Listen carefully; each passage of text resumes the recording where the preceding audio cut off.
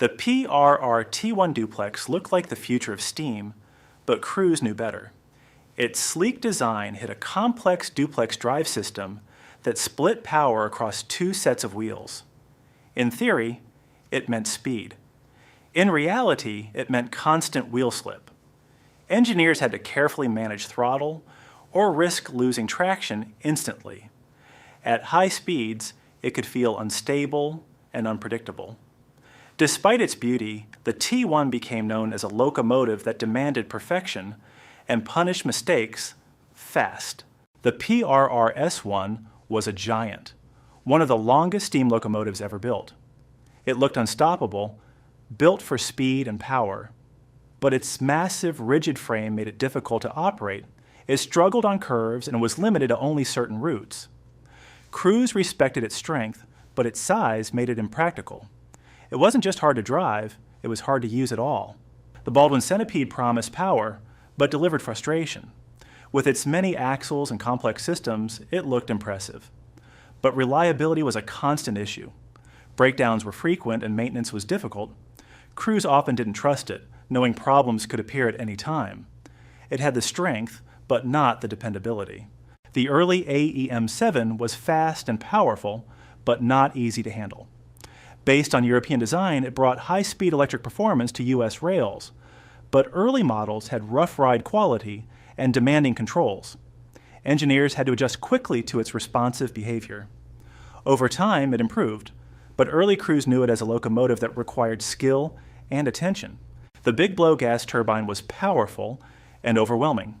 Its turbine engine produced massive horsepower, but it was incredibly loud, hot, and fuel-hungry. Cruise had to deal with extreme noise and heat inside the cab. It worked, but it was far from comfortable or practical for everyday use. The aerotrain looked futuristic, but underperformed badly. Built to be lightweight and modern, it borrowed parts from buses. But that design made it underpowered and uncomfortable. Cruise struggled with poor performance and reliability. It looked like the future, but felt like a step backward.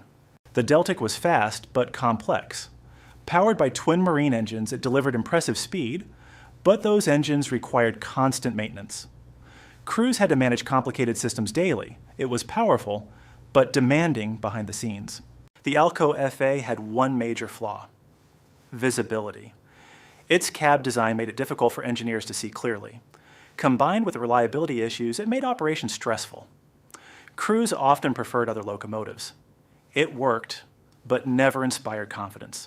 The TGV-001 was experimental and unpredictable.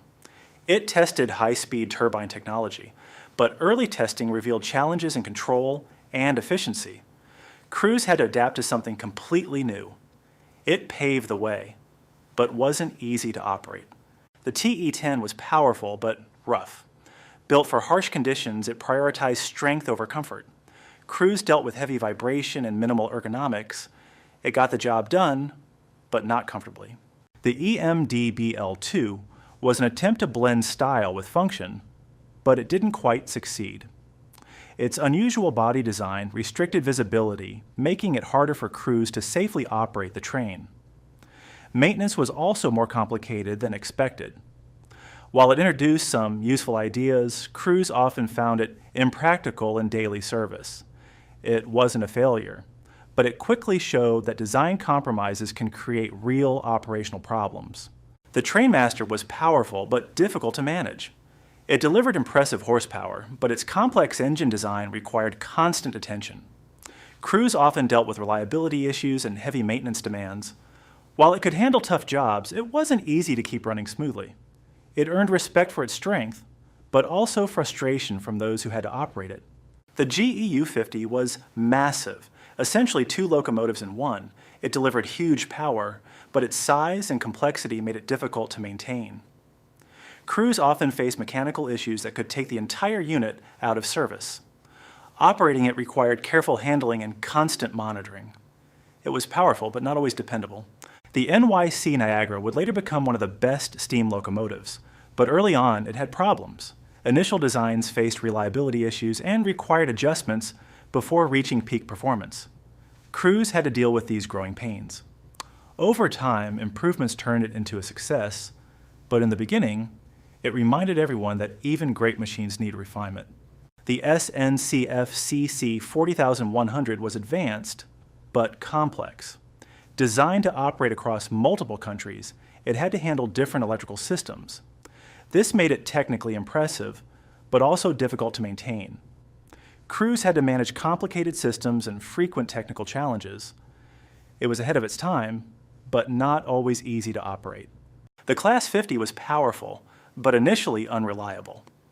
Early in service, it suffered from frequent mechanical problems that frustrated crews and maintenance teams. Over time, upgrades improved its performance. But in its early years, it gained a reputation as a locomotive that couldn't always be trusted. The Elco Century series had strong performance, but struggled with reliability. Engine issues and maintenance challenges made them less dependable compared to competitors. Crews often preferred other locomotives that were easier to manage. It showed that power alone isn't enough. Reliability matters just as much. The Soviet GT-1 was an experimental turbine locomotive built for extreme power. But like many turbine designs, it struggled with efficiency and operational challenges. Crews had to deal with complex systems and unpredictable performance. It was ambitious, but difficult to use in everyday service. The SD9 0MAC promised next-generation power, but early versions didn't deliver fully. Advanced engines caused reliability issues, and many units had to be modified later. Crews faced challenges operating and maintaining the new technology. It showed how pushing innovation too fast can create real-world problems. The early Hitachi A-Train systems were modern, but not perfect. Initial deployments faced software and control issues, requiring crews to adapt quickly. While improvements came later, early operators had to deal with unexpected challenges. It was a glimpse of the future, but one that needed time to fully mature.